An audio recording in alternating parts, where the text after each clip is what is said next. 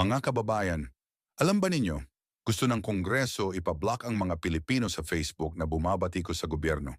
Oo, pati ang internet mo mismo, gusto na nilang kontrolin. Pinipilit ng Kongreso ang Meta, ang may-ari ng Facebook, na iban ang mga IP address ng mga kritiko sa kanila. Pero teka, hindi ba't ang Meta ay kumpanya sa Amerika? Sa makatuwid, hindi sakop ng Kongreso. Walang karapatan ng gobyerno ng Pilipinas na diktahan ang isang dayuhang kumpanya. Diyos ko po, mga high ata kayo. At higit pa riyan, nilalabag nila ang karapatang pantao.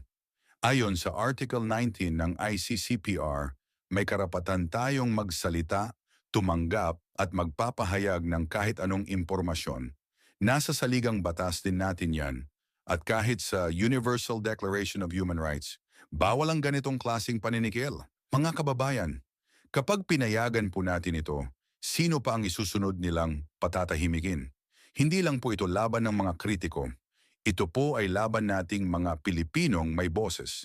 Hindi dapat ginagamit ang kapangyarihan para itago ang baho ng mga politiko na gahaman sa pera ng bayan. Anong sabi ni Manong Ted Filon? Hoy! Gising!